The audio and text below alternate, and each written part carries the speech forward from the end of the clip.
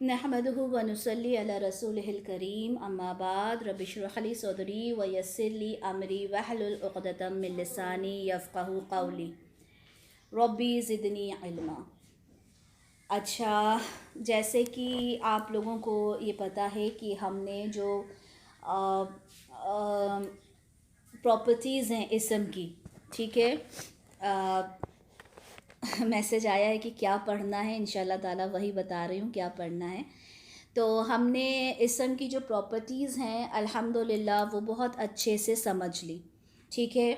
और जो ग्रुप बनाया है उसमें भी हम प्रॉपर्टीज़ को ही अभी काफ़ी दिन तक रिवाइज़ करेंगे, ठीक है, क्योंकि इसम को अच्छे से समझेंगे इंशाल्लाह ताला, उसके बाद ही हम आगे चीज़ों पे पहुँचेंगे।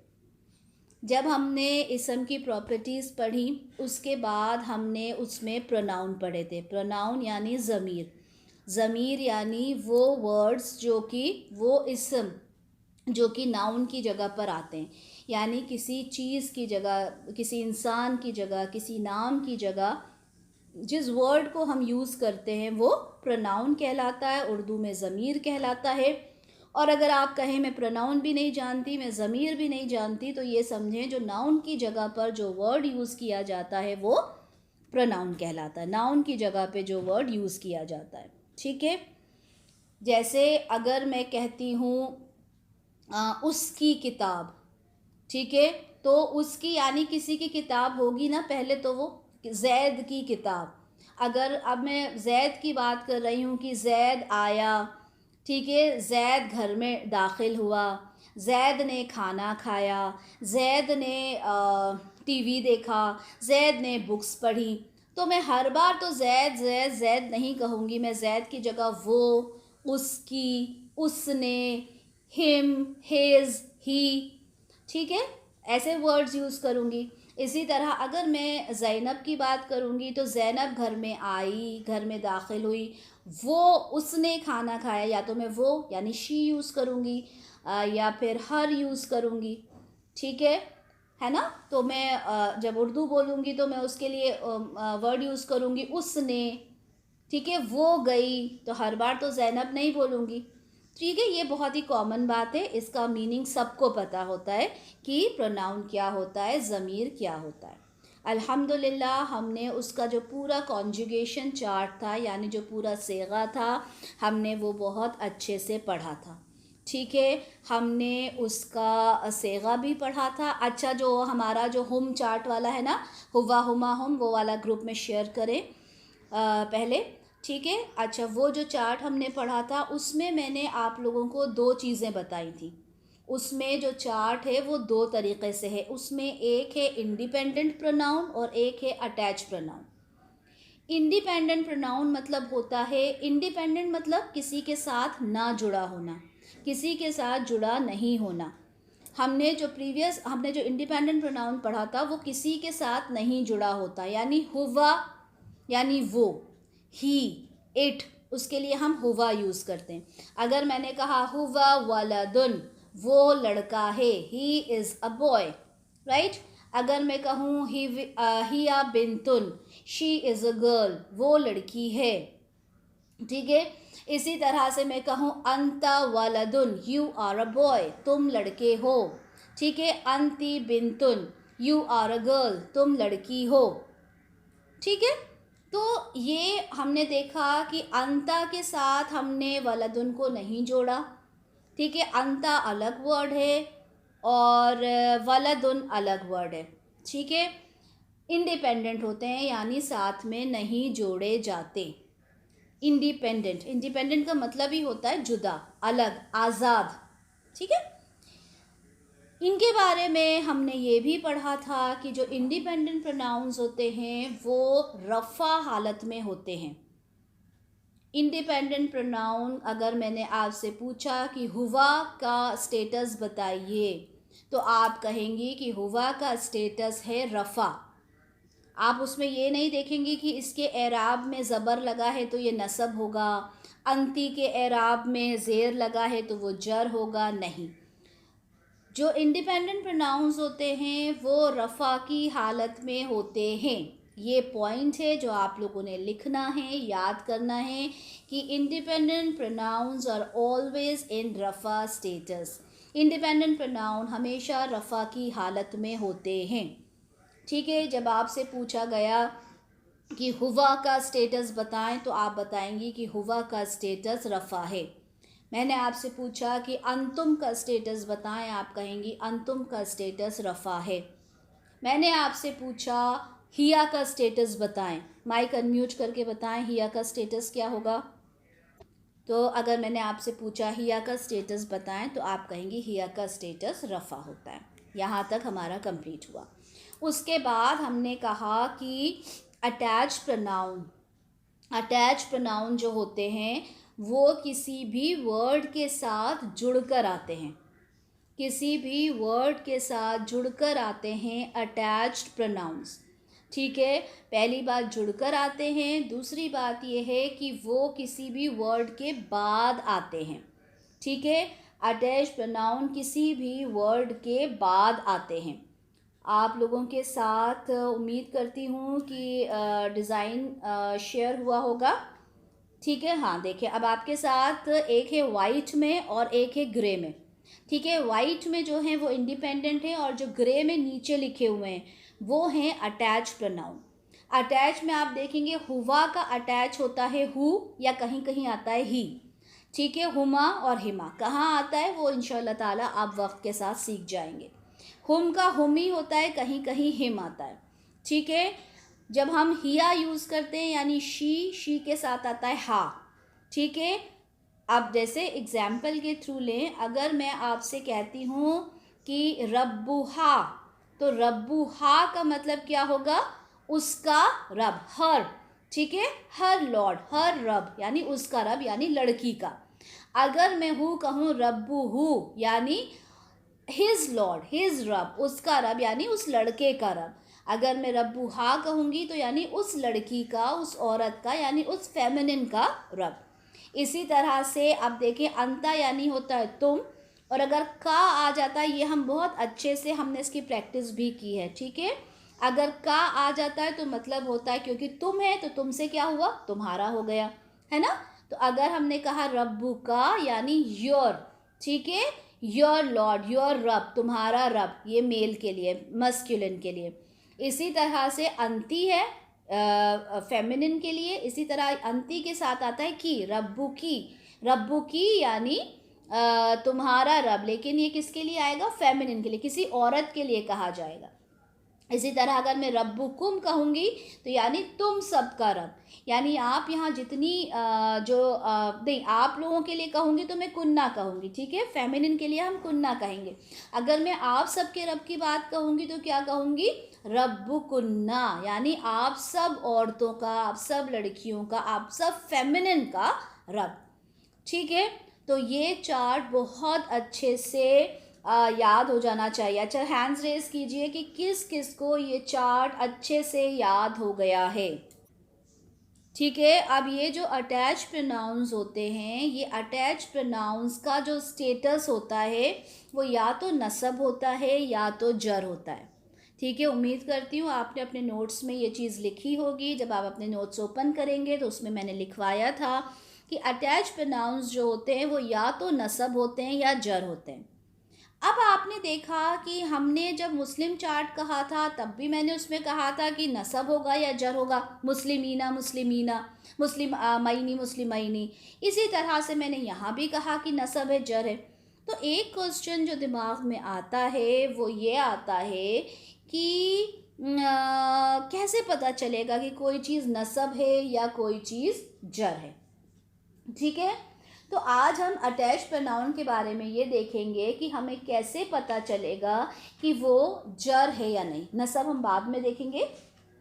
आज हम ये देखेंगे कि हमें कैसे पता चलेगा कि वो अटैच प्रोनाउन नसब है या जर है। ठीक है, तो अटैच प्रोनाउन जो जर होता है वो दो कंडीशंस में होता है।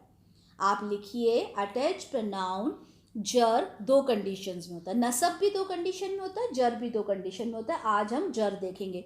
जर इसलिए देखेंगे क्योंकि आज हम जो पढ़ेंगे वो हम पढ़ेंगे इदाफ़ा।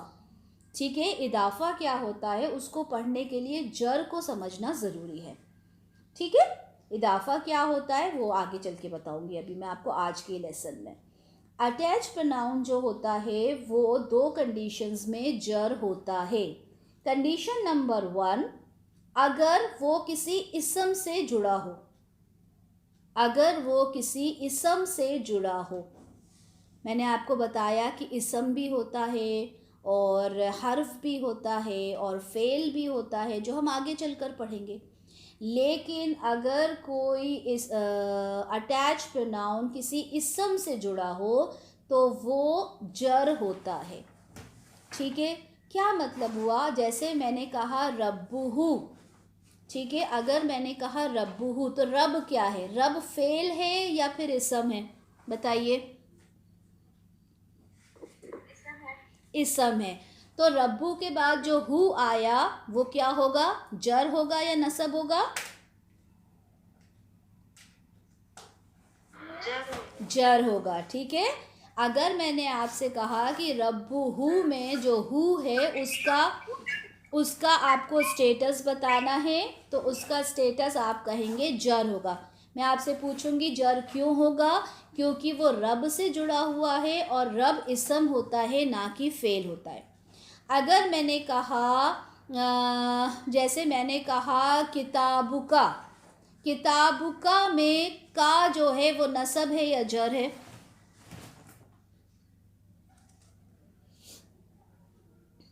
किताबुका में जो का है वो नसब है या जर है?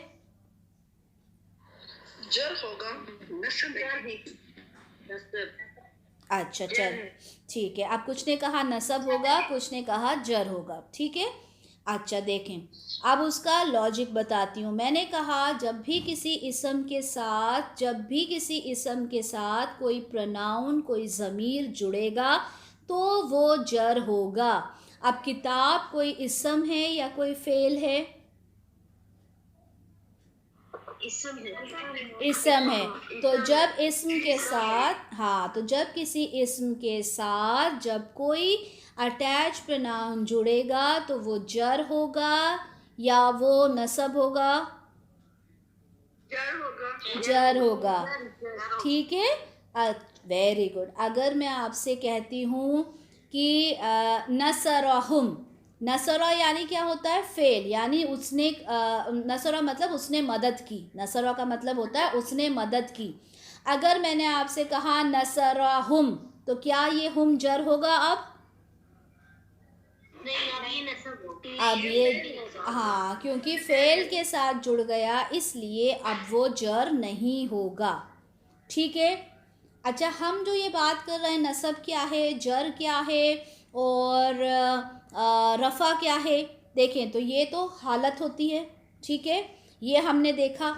हमने जो सबसे पहली क्लास देखी थी हमने उसमें क्या देखा था? रफ़ा क्या होता है? किसी काम को करने वाला। Very good. रफ़ा किसी काम को करने वाला होता है। नसब क्या होती है? किसी काम की डिटेल्स होती हैं। वेरी गुड, डिटेल्स होती हैं। और जो जर होता है वो क्या शो करता है? मिल्कियत शो करता है, पोजीशन शो करता है। Right, very good. तो ये चीज़ बहुत अच्छे से याद हो गई। मैंने कहा था ना हर एक पॉइंट कहीं ना कहीं जाके लिंक जो है वो कनेक्ट होता जाएगा। माशाल्लाह। अब आपको याद है कि जो जर होता है वो मिल्कियत शो करता है। अगर मैं कह रही हूँ किताबु का, तो का मतलब होता है तुम्हारी। तो किताबु का मतलब क्या हो गया? तुम्हारी किताब। तुम्हारी किताब। तो क्या ये मिल्कियत शो कर रहा है किताब की? तो देखा आपने किस तरह से आपका एक सबक दूसरे सबक के साथ कोरिलेट करता है, किस तरह से एक सबक दूसरे सबक के साथ जाके मिल जाता है। देखा आप लोगों ने? ठीक है, तो यहाँ पर और आपने ये भी देखा था कि जो जर होता है, जर मिल्कियत शो करता है। अब यहाँ पे मैंने आपको क्या बताया कि जो अटैच प्रोनाउन है उसकी क्या है, उसका स्टेटस क्या है? सबकी है, जर भी है। नहीं, अटैच नहीं, जो अभी जिसकी हम बात कर रहे हैं, अभी जिसकी हम बात कर रहे हैं, नसब की बात नहीं कर रहे हैं ना, अभी हम जर की बात कर रहे हैं, है ना। किसी इसम के साथ जब मिला तो क्या हो गया, जर हो गया। अब हमने उसी चीज़ से कोरिलेट किया कि जो जर होता है वो मिल्कियत शो करता है। अब मैंने यहाँ कहा रब्बुहु, उसका रब, तो ये जो का की होता है ना, उसका, उसकी, तुम्हारा, तुम्हारी, जो हम इंग्लिश में बोलते हैं ऑफ, ठीक है। अच्छा, मैंने ये जो चीज़ याद की थी ना, हमें ऑफ के ज़रिए याद करवाया था, तो हमें ऑफ को अंडरलाइन करवाया जाता था, बुक ऑफ अल्लाह, तो जहाँ ऑफ आया यानी वहाँ पे जर आ गया। जैसे हाउस ऑफ अल्लाह, जहाँ ऑफ आया वहाँ जर आ गया, ठीक है। यानी ऑफ के बाद कोई वर्ड आया तो वो जर हो गया, ठीक है। माशाल्लाह बहुत सारे हमारी बहनें हैं जो इंग्लिश बहुत अच्छे से समझ सकती हैं, उनको ये चीज़ काम आएगी। रब्बुहु, अब जैसे हमने कहा रब्बुहु, रब्बुहु का इंग्लिश क्या होगा?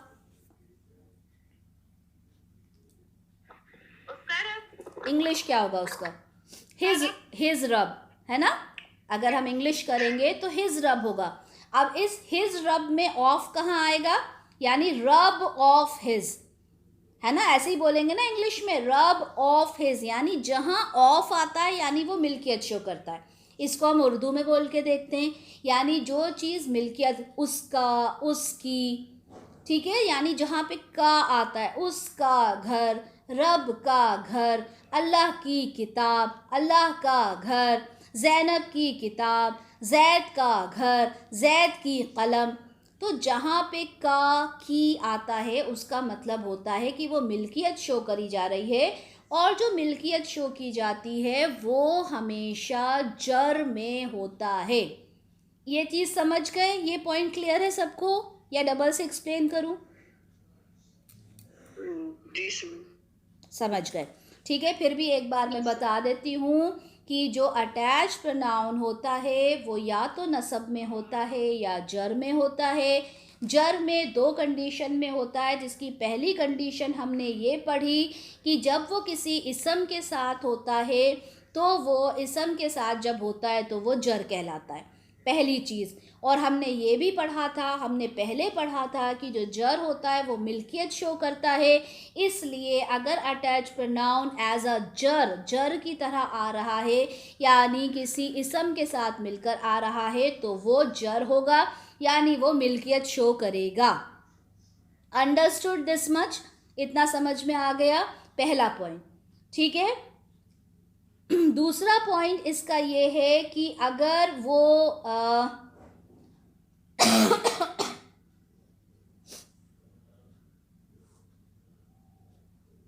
अगर वो मुदाफ इलैह होगा तो, ठीक है। अब हम ये पढ़ेंगे कि जो मुदाफ इलैह क्या होता है, ठीक है।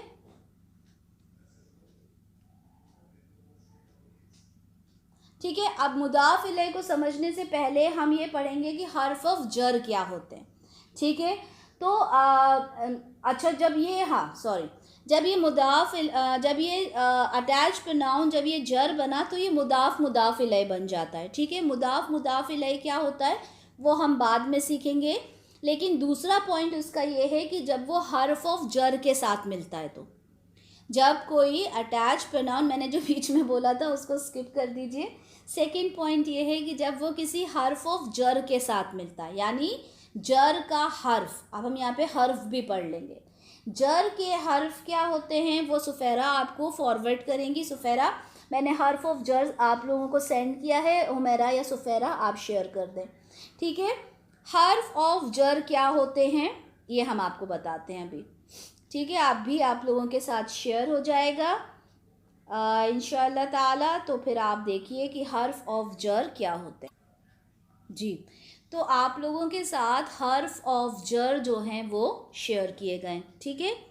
अच्छा, वैसे तो 17 हर्फ ऑफ जर होते हैं, हर्फ जो होते हैं जर के वो 17 होते हैं, लेकिन हम यहाँ पे 11 करेंगे जो मोस्टली यूज़ होते हैं, ठीक है।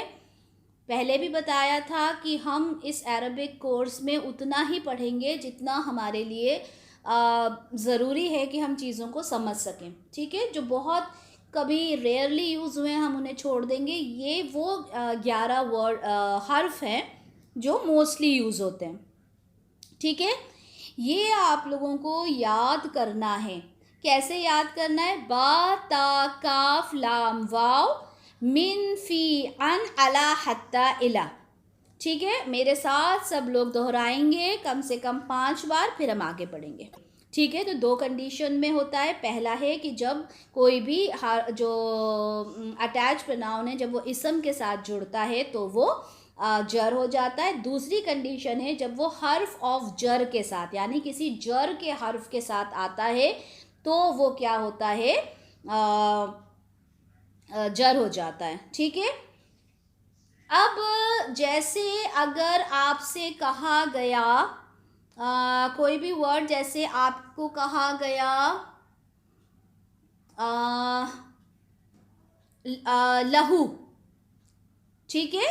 लहू, लहू पढ़ते ना, लकुम, लहू। तो जो लहू है तो लाम क्या है? अच्छा देखें, लाम के बारे में मैं आपको एक बात बता दूं, लाम हमेशा ज़ेर के साथ आता है। हर्फ ऑफ जर में जो चौथा जो लेटर है, बा ता काफ लाम, तो ये जो लाम है ये हमेशा ज़ेर के साथ आता है। ली रसूली, ठीक है, ली रसूली। लेकिन जब भी किसी अटैच प्रोनाउन के साथ आता है तो ये ज़बर के साथ आता है। जिस तरह से हम इंग्लिश में देखते हैं कि जैसे कई चीज़ें हैं जो इंग्लिश लैंग्वेज में बहुत ही वियर्ड होती हैं, वियर्ड मतलब बड़ी अजीब होती हैं। जैसे सी है, सी का प्रोनाउंसिएशन कहीं पे तो सा होता है, कहीं पे का होता है, ठीक है। जिस तरह से जैसे जैसे हम कहते हैं कि टी ओ तो टू होता है, लेकिन एस ओ सो होता है ना। तो क्यों? क्योंकि इंग्लिश जो बोलने वाले थे उन्होंने इसे इसी तरह बनाया। इसी तरह अरबिक्स जो अरब्स हैं उन्होंने अरबिक लैंग्वेज को अपने तरीक़े से बनाया। उसमें हम कोई भी ऑब्जेक्शन नहीं उठा सकते कि ऐसा क्यों है। इसी तरह से जो लाम है, अगर वो किसी भी वर्ड के साथ आता है, किसी वर्ड से पहले आता है, तब तो ली आता है, ठीक है। लेकिन किसी अटैच प्रोनाउन से जब पहले आता है तो ल आता है। सिर्फ अटैच प्रोनाउन से पहले ला आता है। अच्छा, इस ला का मतलब सिर्फ हर्फ ऑफ जर ही नहीं होता, ये हर्फ ऑफ जर के अलावा भी होता है। इसको आगे वो बहुत आगे हैं, वो हम इस सिलेबस में लेंगे या नहीं वो भी मुझे नहीं मालूम, लेकिन वो किसी चीज़ की श्योरिटी बताने के लिए आता है, यानी सर्टेनिटी बताने के लिए, जिसे हम कहते हैं ना कि पक्के में ऐसा है। अगर हमने कहा ला रसूल यानी यकीनन रसूल, ठीक है, यकीनन, यकीनन के लिए वो ला आता है, वो एक अलग चीज़ है, ठीक है, वो एक अलग चीज़ है। क्योंकि कुरान में आप पढ़ेंगे तो आप कहेंगे कि यहाँ तो ला के बाद जो आया है वो जर में नहीं आया, ठीक है। तो ला के साथ अगर ज़ेर है तो वो हर्फ ऑफ जर होता है, जर का एक हर्फ होता है अगर ला के साथ ज़ेर है तो। अगर ला के साथ ज़बर है तो वो दूसरा ला होता है, अगर ला के साथ ज़बर है तो वो दूसरा ला होता है, अगर ज़ेर है तो वो जर का एक हर्फ होता है। लेकिन जब अटैच प्रोनाउन के साथ, अगर अटैच प्रोनाउन के साथ अगर वो आएगा तो ज़बर में आएगा। ये चीज़ समझ में आई आप लोगों के? आपने देखा होगा लकुम, आप लोगों ने देखा होगा लहू, लिहू नहीं होता, लिकुम नहीं होता, है ना। इतना तो हम जानते हैं ना, हमने कुरान में जब हमने देखा। लेकिन अगर रसूल के साथ ली आएगा तो ली रसूली, ठीक है। तो ये जो हर्फ ऑफ जर होते हैं ये अगले वाले वर्ड यानी उसके साथ जो वर्ड आ रहा है उसको जर बना देते हैं। अब जैसे आप देखें पहला वर्ड क्या है इसमें? ब। बा का मतलब होता है विथ, विथ या के साथ। बा का मतलब होता है विथ, जिसको हम उर्दू में कहेंगे के साथ, साथ। अब हम जब कहते हैं बिस्मिल्लाह, जब हम कहते हैं बिस्मिल्लाह, तो आप जब बिस्मी लिखते हैं, बिस्मी लिखते हैं, तो आपने क्या लिखा? बी यानी के साथ, और इस्म जो है, ठीक है, इस्म जो है, बिस्म जो बना है बी प्लस इस्म के साथ बना है। जो बिस्म बना है बी प्लस इस्म के साथ मिला है। इस्म का मतलब होता है नाम और बी का मतलब होता है के साथ। अब मुझे बताइए, जब हम बिस्मी पढ़ते हैं तो बिस्मी का जो इस्म होता है वो ज़बर के साथ आता है या ज़ेर के साथ आता है? ज़ेर के साथ आता है। क्यों आता है ज़ेर के साथ? क्योंकि उससे पहले जर में है। क्यों है जर में? जर में क्यों है? क्योंकि वो हर्फ ऑफ जर के साथ आया है, बी के साथ आया है। ठीक है, तो आप हमेशा ये याद रखना कि जो डिफ़ॉल्ट कंडीशन होती है, डिफ़ॉल्ट कंडीशन मतलब क्या होता है? डिफ़ॉल्ट कंडीशन का मतलब होता है कि जो कंडीशन होना चाहिए। डिफ़ॉल्ट हम कहते हैं ना, डिफ़ॉल्ट सेटिंग है, यानी ये सेटिंग कंपनी की तरफ से होकर आई है। मेरे फ़ोन की डिफ़ॉल्ट सेटिंग ये है कि इसके अंदर ये रिंगटोन है, यानी कंपनी की रिंगटोन है। जैसे नोकिया की एक रिंगटोन थी, वो डिफ़ॉल्ट सेटिंग होती है। इसी तरह से जो स्टेटस होता है उसकी डिफ़ॉल्ट सेटिंग ये होती है कि वो रफ़ा में होता है, यानी बिना किसी रीज़न के वो हमेशा रफ़ा में होगा। यानी आप कहेंगे कलमुन, ये क्या है? कलमुन, हाजा कलमुन, ये कलम है। क्योंकि अभी इसके साथ कोई दूसरी कंडीशन नहीं आ रही, तो बाय डिफ़ॉल्ट वो रफ़ा में ही होगा।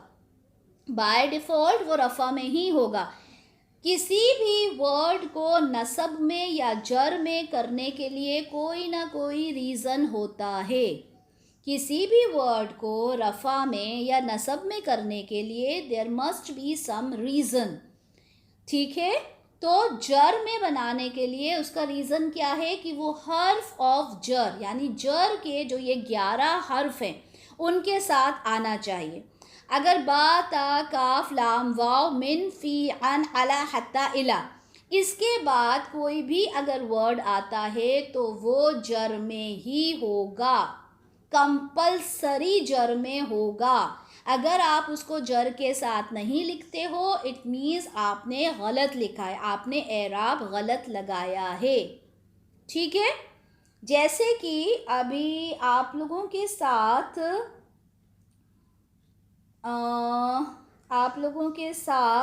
एक कुल औज़ु बिरब्बिन नास आप लोगों के साथ शेयर करते हैं। मैं एडमिन्स ग्रुप में दे रही हूँ, एडमिन्स ग्रुप में से आप लोग शेयर कर दीजिएगा। जी, एडमिन्स ग्रुप में से आप लोग शेयर कीजिए।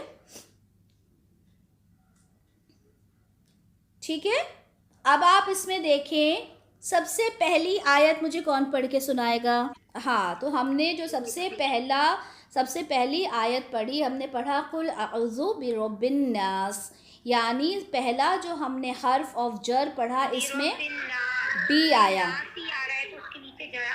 बी आ रहा है जी। तो हमने क्या देखा कि बी का जो इफ़ेक्ट है वो रब्बी के ऊपर आया, तो जो रब है वो ज़ेर हो गया। इसी तरह अन्नास के ऊपर भी आया तो वो ज़ेर हो गया। ठीक है, अब रब्बिन और नास दोनों पर क्या आया वो हम इदाफ़ा में पढ़ेंगे। ठीक है, उसके आज ही पढ़ेंगे इंशाल्लाह ताला, लेकिन इतना मुझे आपको बताना था। ठीक है, इसी तरह से आपने मलिकिन नास छोड़ दें, उसके बाद नेक्स्ट थर्ड आयत पढ़ के सुनाए मुझे कोई।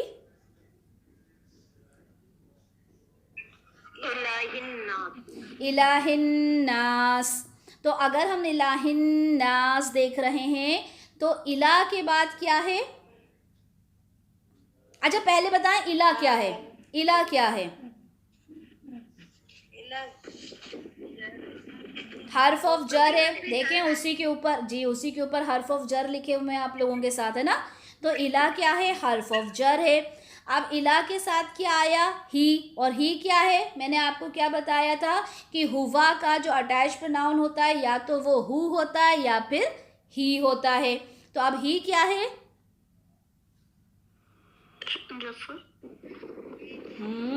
ही क्या है? अटैच प्रोनाउन है और जर है। क्यों है? क्योंकि वो हर्फ ऑफ जर के साथ आया है। मैंने आपको बताया था कि अटैच प्रोनाउन जब हर्फ ऑफ जर के साथ आता है तो वो जर हो जाता है। ठीक है, अब उसी के साथ हमने देखा अन्नास, तो अन्नास क्योंकि वो इला का इफेक्ट उस पर आया है तो नास क्या हो जाएगा, जेर में आएगा, ठीक है, जर में आएगा, ठीक है। अच्छा, अब उसके बाद वाली लाइन मुझे पढ़कर बताएं, नेक्स्ट आयत पढ़ के बताएं, चौथी आयत।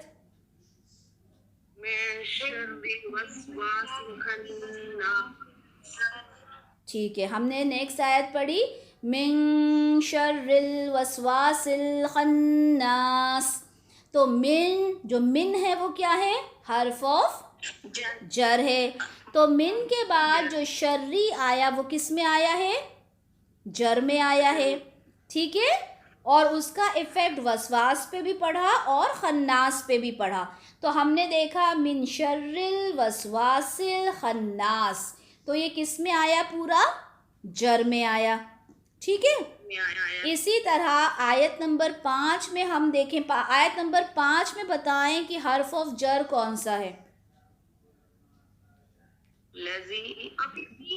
फी है, ठीक है, फी है। अब फी के बाद हम देखेंगे जो सुदूर आया है, नॉर्मली क्या होता है, सुदूरुन होता है ना, जो सीना जिसको कहते हैं, दिल अंदर का जिसको कहते हैं ना, तो सुदूर अगर हम नॉर्मली कहेंगे तो सुदूरुन होता है, लेकिन यहाँ पे सुदूरी आया है। क्यों आया है, क्योंकि वहाँ पे फी की वजह से वो जर में आया। इसी तरह से छठी आयत में कौन सा है हर्फ ऑफ जर, मिन है, ठीक है।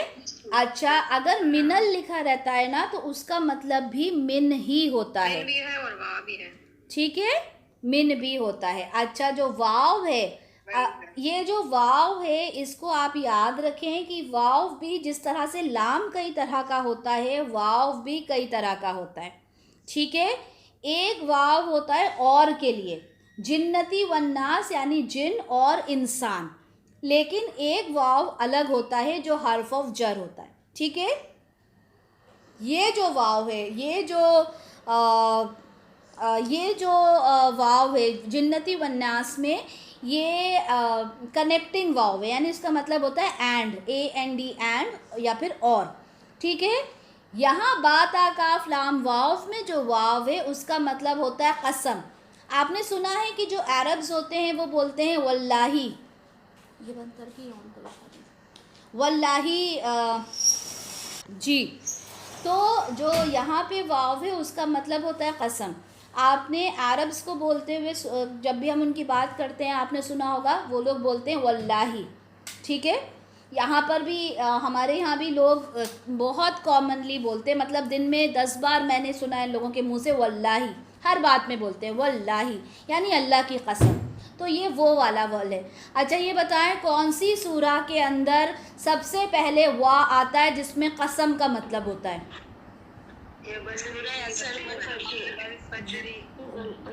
वल असरी, है ना। तो वो जो वाव होता है वो होता है कसम के लिए ना, असर की कसम, वक्त की कसम खा के अल्लाह ताला कह रहा है। और लास्ट की बहुत सारी सूरतें हैं जिसमें हमें वाव से वत्तीनी व जैतून, है ना। तो वो जो वाव होता है उसका मतलब होता है कसम।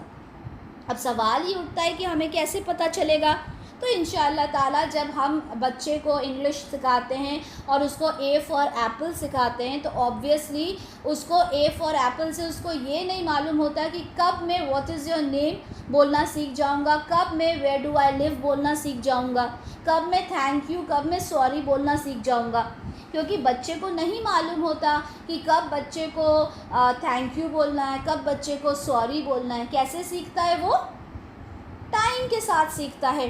तो इसी तरह से कब समझ में आएगा कि ये वाव जो है वो हर्फ ऑफ जर है या नहीं है, वो आप वक्त के साथ सीख जाएंगे, ठीक है। तो ये जो वाव होता है इसका मतलब होता है कसम, ठीक है। अच्छा, इनके जो मीनिंग्स हैं वो आप लिखते जाइए, ठीक है। बा का मीनिंग होता है विथ, इंग्लिश में विथ, उर्दू में साथ। बा का मतलब होता है विथ और उर्दू में साथ, यानी आप लिखो बिस्मी, बिस्मी यानी नाम के साथ। एग्जाम्पल लिख लीजिए, बिस्मी यानी नाम के साथ। दूसरा है ता, ये जो ता होता है ये अल्लाह की कसम के लिए आता है, तल्लाही, अल्लाह की कसम के लिए आता है तल्लाही, और ये सिर्फ और सिर्फ और सिर्फ अल्लाह के साथ आता है, अल्लाह की कसम। यानी वल्लाही से और ही और ज़्यादा प्रोमिनेंट और ज़्यादा स्ट्रॉन्ग और ज़्यादा इन्फ्लुएंशियल जब कसम खाई जाती है तब तल्लाही कहा जाता, और ये कहीं और नहीं आता। ठीक है, तल्लाही। उसके बाद तीसरा है का का मतलब होता है की तरह, लाइक। ठीक है, जैसे मैंने कहा कि का वलदिन यानी लड़के की तरह। ठीक है, का वलदिन लड़के की तरह। तो जो का होता है उसका मतलब होता है की तरह, लाइक। उसके बाद है लाम। लाम का मतलब होता है के लिए। ठीक है, लाम का मतलब होता है के लिए। ठीक है, और जब लाम अगर आता है तो प्रोनाउन ज़मीर के साथ ज़बर में आता है और किसी वर्ड के साथ ज़ेर में आता है। ठीक है, किसी इसम से पहले आएगा तो ज़ेर में आएगा, किसी ज़मीर के साथ आएगा तो ज़बर में आएगा। लाम और बहुत सारे लाम होते हैं। ठीक है, अगर आपको मिल दिखे ला रसूला, तो ला रसूला अगर आप देखेंगे तो आप कहेंगे क्योंकि ये ला है और इससे रसूल ली नहीं हुआ तो ये रसूल के लिए इसका मतलब नहीं होगा, इसका मतलब होगा यकीनन रसूल। ठीक है, तब उसका मतलब अलग हो जाता है, वो लिखने की ज़रूरत नहीं है। आपको सिर्फ ये लिखना है कि ला जब ज़मीर के साथ आएगा तो ज़बर के साथ आएगा, लेकिन जब किसी हर्फ किसी इसम के साथ आएगा तो ज़ेर के साथ आएगा, और उसका मतलब होता है के लिए, फॉर, FOR, फॉर। ठीक है, ये लाम हो गया। वाव का मतलब होता है कसम, वाव का मतलब होता है कसम, वल्लाही, वल असरी। ठीक है, वत्तीनी, वज़ैतूनी। ठीक है, वाव का मतलब होता है कसम। ठीक है, और ये जितने भी वर्ड्स आएंगे इन सब का मतलब ये होता है कि वो आगे वाले वर्ड को जर देंगे, क्योंकि इन्हें कहा ही हर्फ ऑफ जर कहा जाता है। ठीक है, उसके बाद है मिन। मिन का मतलब होता है से। ठीक है, मिन का मतलब होता है से, जिसको हम कहते हैं फ्रॉम। ठीक है, जैसे कि इसमें अभी हमारे पास जो सूरा है उसमें हम देखते हैं मिन शर्रिल, यानी शर से, फ्रॉम। ठीक है, शर से। अच्छा, उसके बाद नेक्स्ट है अन। अन का मतलब होता है अबाउट। अन का मतलब होता है अबाउट या फिर के बारे में, किसी के बारे में। ठीक है, अन का मतलब होता है किसी के बारे में या फिर अबाउट जिसको बोलते हैं। जैसे अगर आपने कहा अनिस सबीली, अनिस सबीली मतलब होता है रास्ते के बारे में। अन से पहले फ़ी। फ़ी का मतलब होता है इन। ठीक है, फ़ी का मतलब होता है इन। इन का मतलब होता है में, किसी के अंदर, किसी में। जैसे फ़ी सुदूरिन नास, यानी लोगों के दिलों में। ठीक है, फ़ी का मतलब होता है इन, इन का मतलब होता है में यानी किसी के अंदर, में अंदर जो होता है ना, इन जो बोलते हैं हम, दिलों में। ठीक है, अच्छा, अन हो गया। उसके बाद है अला। अला का मतलब होता है अपॉन, ऑन, ऊपर। ठीक है, अला का मतलब होता है अपॉन, ऑन, या उर्दू में कहेंगे तो ऊपर। ठीक है, अच्छा, अगर जो अला है, अला अगर किसी प्रोनाउन के साथ आता है तो अलई कहलाता है। यानी अला और अलई दोनों एक ही चीज़ हैं। अला और अलई दोनों एक ही चीज़ हैं। अच्छा, अलई आप लोगों ने कहाँ सुना है ये बताएं। हम रोज़ बोलते हैं, सुबह जब हम अपनी मीटिंग का आगाज़ करते हैं तो हम अलई रोज़ बोलते हैं। कब बोलते हैं? अस्सलामु अलैकुम। Very good. तो अलैकुम, तो यहाँ पे जो कुम है वो क्या होगा, वो नसब होगा या जर होगा? जर होगा। और अला की जगह अलई क्यों आया? क्योंकि वो प्रोनाउन के साथ आया। अस्सलामु यानी सलामती हो, अलैकुम यानी तो कुम यानी तुम सब और अलई यानी ऊपर, तुम सब के ऊपर सलामती हो। अब देखो अरबिक को आप लोग समझ रहे हो ना करना, कैसे उसको ट्रांसलेट करेंगे, हर एक चीज़ में अब आपको ट्रांसलेशन ढूंढना है। अस्सलामु यानी सलामती हो, किस पर, तुम सब पर, कुम यानी तुम सब। इस तरह से जैसे हम देखते हैं अस्सलामु अलैका, अगर मैं किसी एक आदमी को सलाम करूँगी तो मैं क्या कह सकती हूँ, अस्सलामु अलैका। अगर मैं एक औरत को सलाम करूँगी तो मैं क्या कह सकती हूँ, अस्सलामु अलैकी। ठीक है, अस्सलामु अलैकी कह सकती हूँ मैं, ठीक है, क्योंकि अलैकी का मतलब तुम एक औरत के ऊपर सलामती हो, तुम एक आदमी के ऊपर सलामती हो। ठीक है, तो अस्सलामु अलैकुम हम कहते हैं सबके लिए, कॉमनली हम अस्सलामु अलैकुम कहते हैं। तो अला का मतलब समझ में आ गया। नेक्स्ट है हत्ता। हत्ता का मतलब होता है यहाँ तक ही। हत्ता हम नॉर्मली भी यूज़ करते हैं, उर्दू ज़बान में भी हम हत्ता वर्ड यूज़ करते हैं। हत्ता के बाद जो वर्ड आएगा वो किस में आएगा, जर में आएगा। ठीक है, उसका एग्जाम्पल मैंने नहीं लिखा। उसके बाद है इला। ठीक है, हाँ, हत्ता मतलब फज्र, तो उसमें भी क्या होगा, ज़ेर आएगा। ठीक है, उसके बाद जो वर्ड आएगा वो ज़ेर आएगा। इसी तरह से आखिरी क्या है, आखिरी है इला, 11 है ये इला। इला का मतलब होता है टू, TO2 इंग्लिश में, और तरफ, किसी डायरेक्शन की तरफ हम बोले। अगर हम कहें इलल मस्जिदी तो इसका मतलब क्या होगा, मस्जिद की तरफ। ठीक है, मस्जिद की तरफ। जैसे यहाँ पर है इलाही, इलाही का मतलब क्या हो गया, उसकी तरफ, है ना, उसकी तरफ। नहीं, ये सॉरी, ये वाला जो इला है ये इलाहिन्नास, ये तो उसका इला है,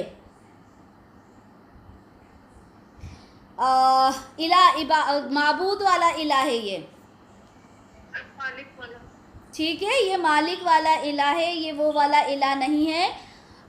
ये मालिक वाला इला है, और ठीक है, यहाँ पे वो वाला रूल एप्लीकेबल नहीं होगा, सॉरी। हाँ, ये माबूद वाला इला है। ठीक है, अच्छा, अब हमने क्या कहा, जो इला होता है उसका मतलब होता है की तरफ। जैसे अगर हमने कहा इलल बैती, तो इलल बैती का मतलब क्या हो गया,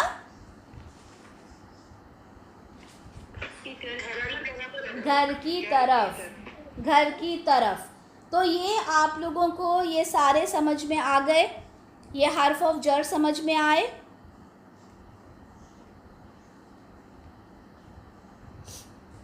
ये हर्फ ऑफ जर समझ में आए। ठीक है, इनकी जब हम प्रैक्टिस करेंगे तो इंशाअल्लाह ताला ये चीज़ें बहुत अच्छे से आप लोग समझ जाओगे। ठीक है, जब इदाफ़ा क्या होता है। अच्छा देखें, अभी हमने जैसे छोटे छोटे हमने इसम को सीखा, हमने यहाँ पे हर्फ को सीखा। ठीक है, अब जब हम सेंटेंस बनाते हैं, जब हम सेंटेंस बनाते हैं, अगर मैं कहती हूँ कि मैं पढ़ा रही हूँ, ठीक है, अगर मैं कहती हूँ कि मैं पढ़ा रही हूँ, तो अब इसमें आपको क्या क्या मिलता है, मैं यानी इसम, ठीक है, पढ़ा रही हूँ में जो हूँ है वो अरबिक में नहीं होता, लेकिन नॉर्मली अगर हम देखें तो एक तरह से हर्फ हो गया, पढ़ा रही फ़ेल हो गया। तो हम देखते हैं कि बहुत सारी चीज़ों को मिलकर एक पूरा जुमला बनता है, एक पूरा सेंटेंस बनता है। ये तो सब जानते हैं कि अगर एक सेंटेंस मैं किताब में लिख रही हूँ, तो मैं क्या है, इसम है। ठीक है, इसम है, जिसको अगर हम आगे बोलें तो ज़मीर है। ठीक है, अच्छा, मैं किताब में, तो किताब क्या है, इसम है।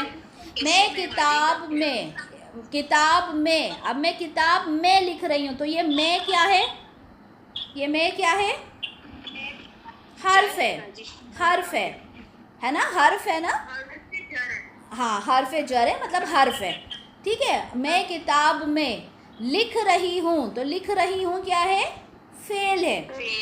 ठीक है, तो हमने देखा कि हमने हर्फ भी मिलाया, हमने फेल भी मिलाया, हमने इसम भी मिलाया, सबको मिला के हमने एक सेंटेंस बनाया।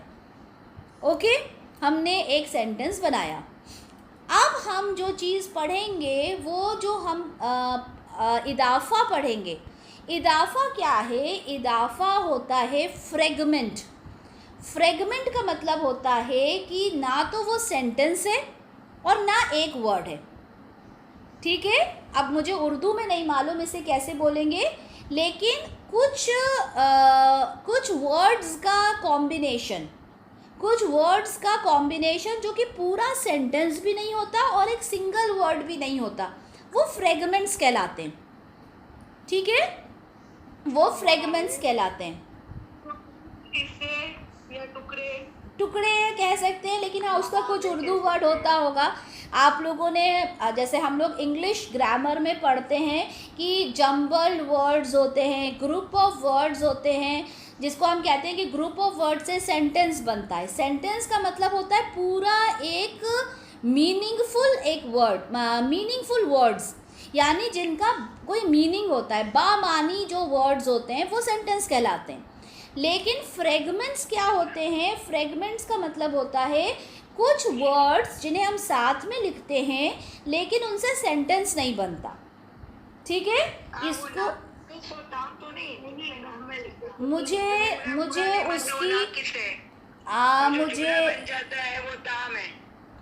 मुझे उसकी उर्दू बिल्कुल भी नहीं पता।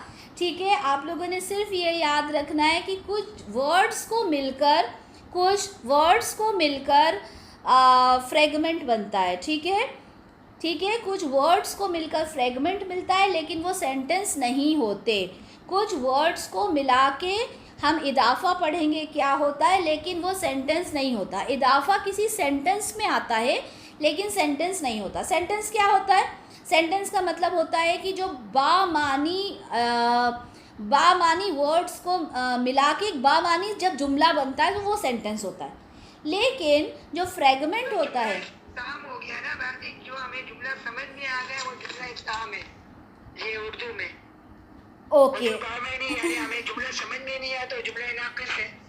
अच्छा ठीक है, मुझे तो वही समझ में आया जो आपको समझ में आया आप समझे। मैं अपनी ज़बान में सिर्फ इतना बता रही हूँ कि जो दो वर्ड्स को मिलकर हम एक चीज़ पढ़ेंगे जिसको कहते हैं इदाफ़ा।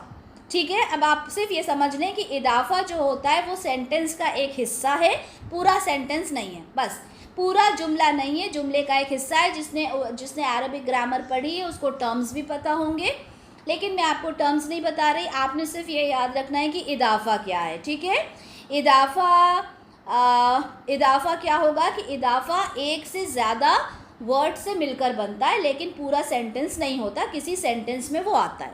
ठीक है, इतना आप याद रखें। इदाफ़ा क्या है? इदाफ़ा दो वर्ड्स को या तीन वर्ड्स को मिलाकर बनता है। ये पूरा एक जुमला नहीं होता, पूरा एक सेंटेंस नहीं होता, ये एक सेंटेंस में आता है। ठीक है, अब इदाफ़ा क्या होता है, मेन हमारा फोकस उस पर है। ठीक है, इदाफ़ा क्या होता है जी। हम इसमें बहुत सारी चीज़ें पढ़ेंगे। इसमें हम जार मजरूर पढ़ेंगे, इस्मुल इशारा पढ़ेंगे, 5 तरह के फ्रेगमेंट्स होते हैं। इसमें सबसे पहला फ्रेगमेंट जो हम पढ़ रहे हैं वो पढ़ रहे हैं इदाफ़ा। ठीक है, आप लोग लिख लीजिए इदाफ़ा, हमज़ा लिखिए, उसके नीचे ज़ेर लगाइए, द्वाद लिखिए, द्वाद के साथ अलिफ लगाइए, और फ़ा जो हम वैसा बनाते हैं ना, आधा फ़ा करके जो हम बनाते हैं, इदाफ़ा। ठीक है, इदाफ़ा सुफेरा लिखकर आपको दे देंगे इंशाअल्लाह ताला। इदाफ़ा, हमज़ा के नीचे ज़ेर लगाएंगे, द्वाद के साथ अलिफ लगाएंगे, इदा, और जो फ़ा जो लटका हुआ छोटा सा जो होता है आधा, ठीक है, वो होता है इदाफ़ा। तो इंशाअल्लाह ताला हम इदाफ़ा पढ़ेंगे आज। ठीक है, इदाफ़ा क्या होता है?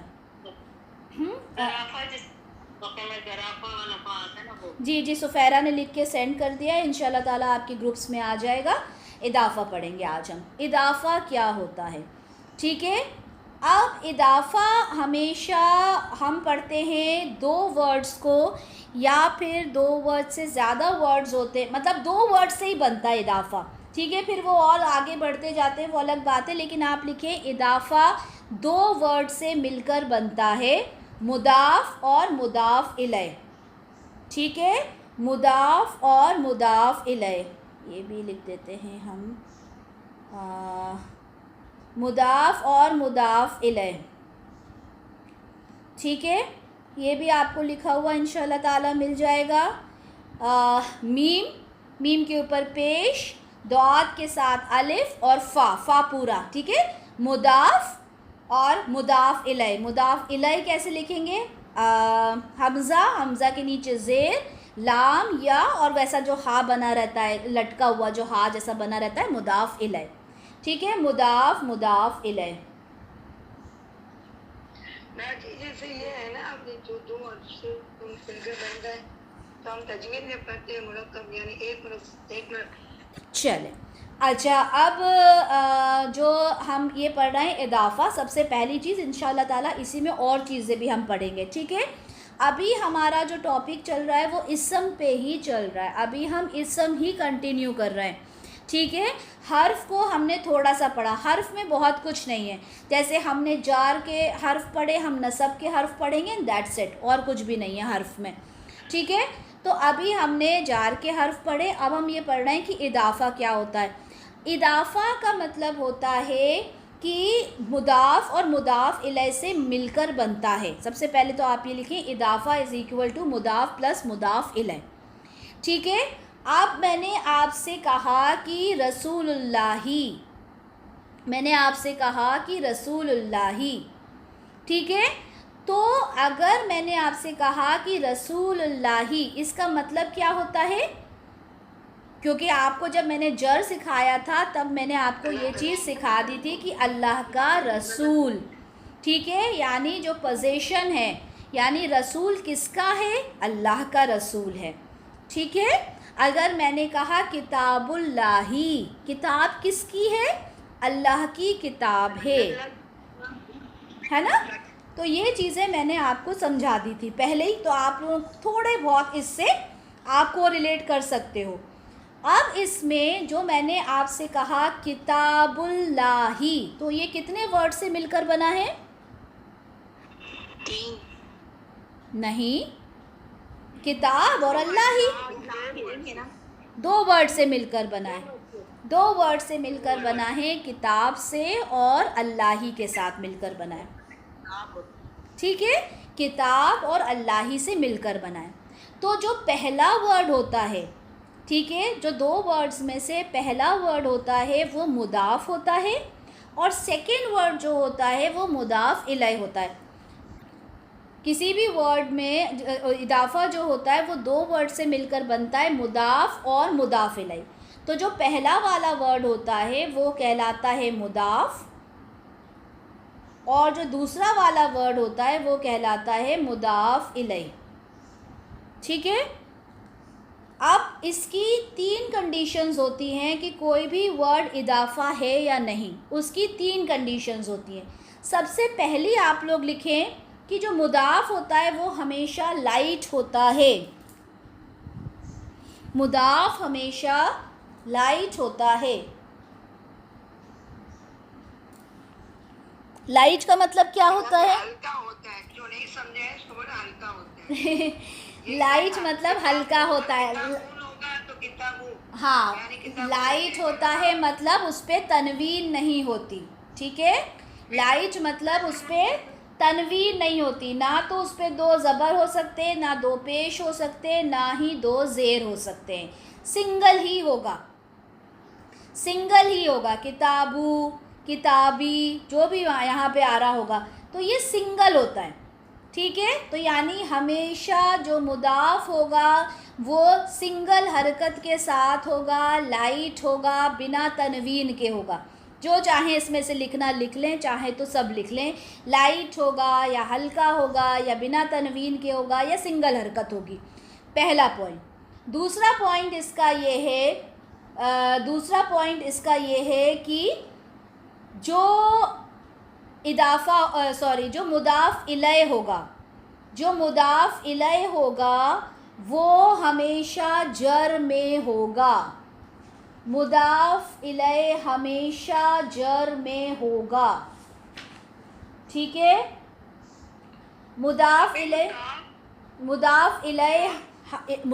इलय हमेशा जर में होगा, जर कंडीशन में होगा। और तीसरा पॉइंट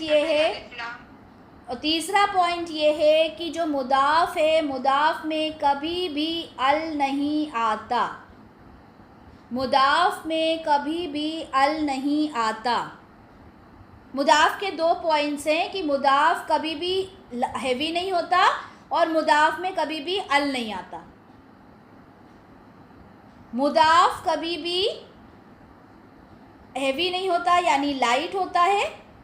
दूसरा पॉइंट ये है कि मुदाफ़ के साथ कभी भी अल नहीं आता। और तीसरा पॉइंट ये है कि मुदाफ़ इलय हमेशा हमेशा जर में होता है। ये 3 पॉइंट्स आपको जहाँ मिलेंगे आप कहेंगे कि ये इदाफ़ा है। आपको ये 3 पॉइंट्स जहाँ भी मिलेंगे आप कह देंगे कि ये इदाफ़ा है। फॉर एग्ज़ाम्पल, अगर मैं आपसे कहती हूँ कि रसूलुल्लाही, क्या ये इदाफ़ा है? पहली कंडीशन क्या ये लाइट है? यस। इस पे अल नहीं है? यस। हाँ, मतलब ये कंडीशन भी फुलफिल हो रही है ना। और थर्ड कंडीशन, क्या जो मुदाफ़ इलैह है उस पे ज़ेर है? यस। तो जब ये तीनों कंडीशंस फुलफिल हो रही हैं तो यहाँ पे बीच में जो का है वो खुद ब खुद आ जाएगा। अरबिक में ये जो का है वो नहीं आता। हमने कहा कि रसूल ऑफ अल्लाह, तो ये जो ऑफ है ये अरबिक में नहीं होता। अरबिक में ये जो का है ये नहीं होता। अरबिक में हमें इदाफ़ा कैसे देखना पड़ता है कि जो मुदाफ़ है वो सिंगल ज़बर होगा, सिंगल ज़ेर होगा या सिंगल पेश होगा। और जो मुदाफ़ इलैह है उसमें या तो सिंगल ज़ेर होगा या फिर 2 ज़ेर होंगे, ठीक है। या फिर एक चीज़ और बताएं, अगर मैंने आपसे कहा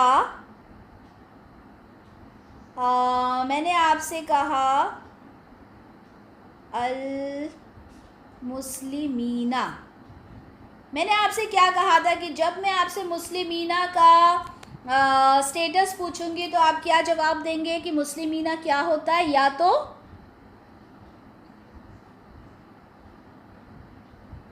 मुस्लिमीना का स्टेटस क्या होता है? हाँ, मुस्लिमीना का स्टेटस क्या होता है?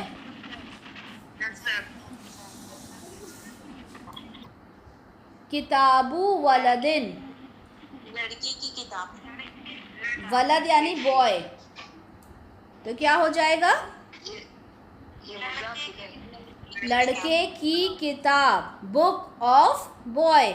इसमें मुदाफ कौन सा होगा? किताब। और मुदाफ इलैह क्या होगा? अच्छा, ये याद रखिए कि मुदाफ इलैह पे 2 तनवीन हो सकती है, मुदाफ इलैह के आगे अल लगा हो सकता है।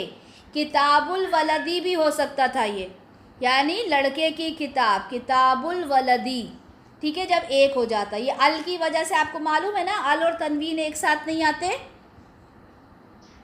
ये कॉन्सेप्ट हमेशा याद रखना है, किताबु वलदी, ठीक है। किताबु वलदी यानी लड़के की किताब, यानी किसी ख़ास लड़के की किताब के बारे में हम बात कर रहे हैं, ठीक है। यानी बुक ऑफ द बॉय। अल, हाँ, मुदाफ इलई में अल भी आ सकता है, मुदाफ इलई में तनवीन भी आ सकता है। ठीक है, ये सारे रूल सिर्फ मुदाफ के लिए हैं। सिर्फ मुदाफ में अल नहीं आ सकता, सिर्फ मुदाफ में तनवीन नहीं आ सकता। ठीक है, लेकिन जो मुदाफ इलय जो यहाँ पर आ रहा है मुदाफ इलय, उसमें अल भी आ सकता है और उसमें तनवीन भी आ सकता है। ठीक है, हम अल हटा देंगे तो तनवीन आएगा। अल हटा अल, हाँ, वो अल का रूल है, तनवीन वाला रूल वो अल का है। लेकिन अगर हमने नॉर्मल कहा कि किताबुल वलदी, ठीक है, तो यहाँ पे किताबुल वलदी भी हो सकता है और फिर यहाँ पे किताबु वलदिन भी हो सकता है। यानी अगर हम जैसे इंग्लिश में बोलते हैं book of a boy, book of the boy, यानी किसी ख़ास लड़के की किताब या किसी भी लड़के की किताब। ठीक है, तो ये अल का मतलब होता है ख़ास, अल का मतलब होता है द, या फिर अल का मतलब होता है ख़ास। इसी तरह से जब हम कहते हैं अल्हम्दु, ठीक है, यानी हमद, लेकिन जब अल लग गया तो सारी हम, तमाम हमद, ख़ास हमद, लिल्लाही, लिल्लाही का मतलब क्या हो गया? अल्लाह के लिए, अल्लाह के लिए। तो ये लिल्लाही पे ज़ेर क्यों आया, किसकी वजह से आया? लाम की वजह से आया, ली की वजह से आया, है ना। अगर ये ली ना होके ला होता, अगर ये ली की जगह ला होता तो क्या वो हर्फ ऑफ जर होता? नहीं होता। तो क्या फिर लिल्लाही, तो क्या यहाँ पे ज़ेर आता?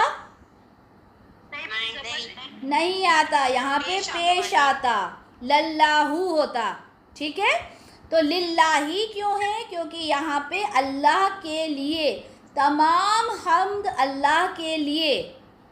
अब हम आगे क्या बोलते हैं?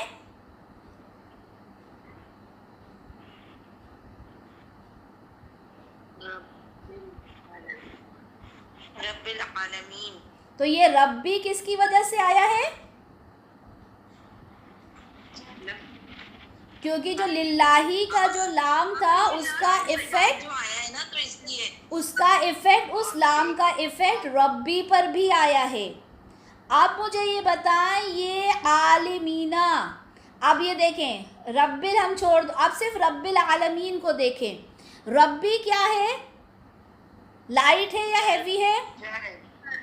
नहीं, लाइट है या हैवी है? लाइट है बाजी, लाइट है, दोनों कभी भी नहीं हो सकते, या तो लाइट होगा या हैवी होगा। लाइट है क्योंकि सिंगल ज़ेर है।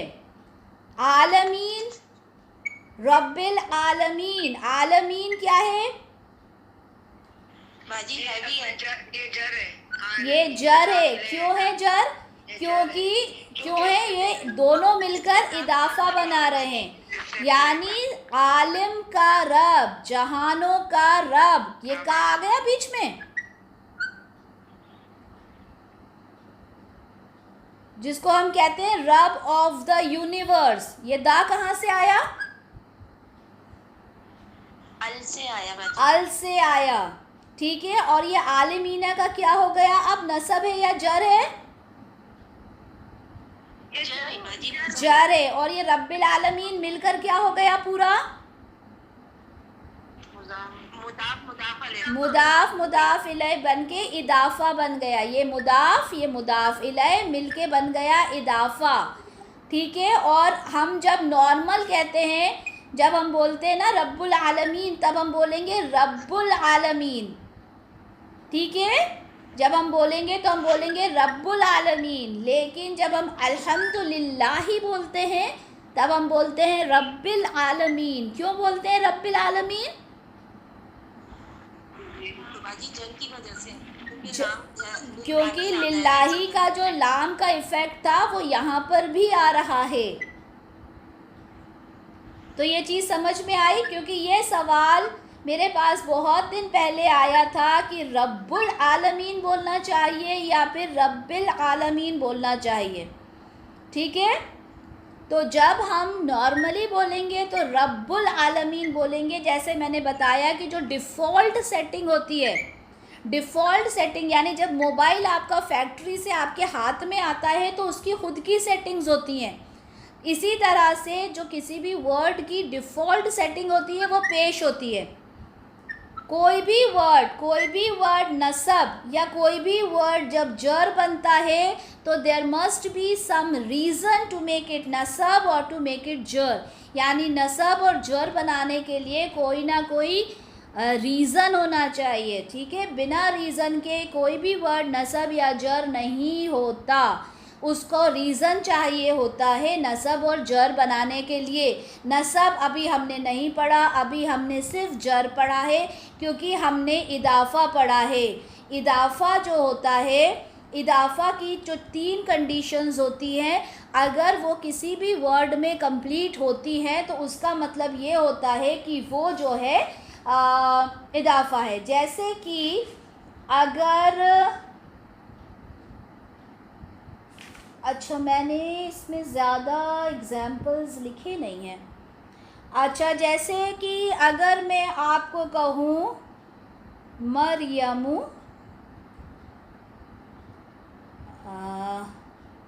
बिन्तुन, तो ये इदाफ़ा होगा ना? जी बाजी। नहीं होगा, ये इजाफा नहीं होगा क्योंकि बिंतुन के ऊपर नाम पे छोड़। Very good. किसने कहा कि होगा? इदाफ़ा नहीं होगा। क्यों? क्योंकि ये बिंतुन है, बिंतिन नहीं है, ठीक है। तो यहाँ पर हम ये मरियम की बेटी नहीं निकलेगा इसका मतलब, ठीक है। इसका मतलब होगा कि मरियम लड़की है, मीनिंग ही चेंज हो जाएगा। इसका मतलब होता है मरियम लड़की है, यहाँ पे है निकल के आ जाता है मीनिंग, ठीक है। वो हम आगे पढ़ेंगे इंशाल्लाह ताला। ये इसकी सिफत बयान कर रहा है, यानी आपने देखा ये जुमला काम है, कंडीशन हमें पता चल गई। तो इसमें सिफत पता चल रही है। तो आपने देखा एराब से कितना मीनिंग चेंज हो गया। मरियमो बिन्तुन का मतलब है मरियम लड़की है, मरियमो बिन्तिन अगर आप लेते तो मतलब होता मरियम की लड़की। आपने देखा कितना फ़र्क हो गया एराब चेंज करने से। अच्छा, एराब से मीनिंग ही चेंज हो गई, पूरा मीनिंग चेंज हो गया। अब थोड़ा सा अपना दिमाग लगाना है आप लोगों को, ठीक है। ये थोड़ा सा दिमाग लगाने वाला है। मालिकी यौमिद्दीन, इसमें कितने इदाफ़ा, कितने मुदाफ़, कितने मुदाफ़ इलैह हैं सोचिए। एक यौमिद्दीन, तो हमने जब मालिकी यौमिद्दीन, मैंने आपको पहले ही बताया जी बहुत अच्छे। देखें मालिकी यौमिद्दीन में, अब मैं आप लोगों को बताती हूँ, माइक्स म्यूट रखें। मालिकी यौमिद्दीन में सबसे पहले हमने देखा मालिकी, हमने देखा मालिकी लाइट है, उसके ऊपर अल नहीं है। फिर हमने आगे देखा, हमने देखा यौम है, यौम जर में है, तो हमने कहा मालिकी और यौम दोनों मिलके इदाफ़ा बन रहे हैं, जी बन रहे हैं। तो हमने उसका ट्रांसलेशन किया दिन का मालिक। फिर हम आगे बढ़े, हमने देखा यौम जो है वो लाइट है और अद्दीनी जो है वो जर में है। हमने देखा यौम जो है लाइट है, उस पर अल नहीं है और उसका जो आगे वाला वर्ड है वो जर में है। तो क्या ये इदाफ़ा की कंडीशंस फुलफ़िल कर रहे हैं? जी हाँ, ये इदाफ़ा की कंडीशंस फुलफ़िल कर रहे हैं।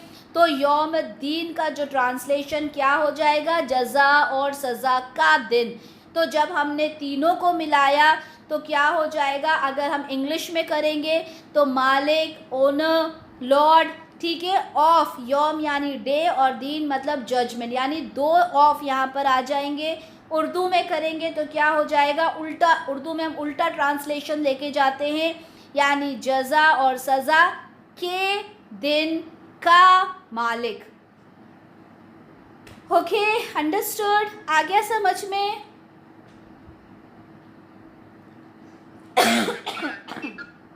ये मैंने जो प्रॉपर वाली बात की थी, प्रॉपर में मैंने ये कहा था कि अगर मुदाफ इलैह यानी मिल्कियत अगर प्रॉपर है तो ये वाली चीज़ भी प्रॉपर हो जाएगी। यानी अन्नास, क्योंकि यहाँ पे अल लिखा है तो रब कॉमन होगा या प्रॉपर होगा? प्रॉपर हो जाएगा। इसको इस तरह से समझें, इसको इस तरह से समझें, किताबु वलदिन, किताबु वलदिन और किताबुल वलदी।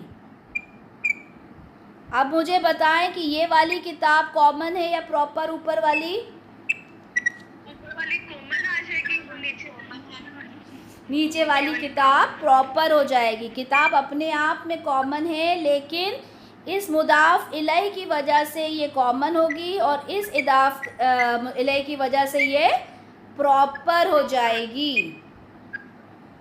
ठीक है, चलें। बारकल्लाहु ली व लकुम फ़िल क़ुरआनिल करीम व नफ़अनी व इय्याकुम बिमा फ़ीहि मिनल आयाति व ज़िक्रिल हकीम। सुब्हानकल्लाहुम्मा व बिहम्दिका अशहदु अल्ला इलाहा इल्ला अंता अस्तग़फ़िरुका व अतूबु इलैक। जज़ाकल्लाहु खैरन कसीरा व अहसनुद दुनिया वल आखिरा। अस्सलामु अलैकुम व रहमतुल्लाहि व बरकातुहू।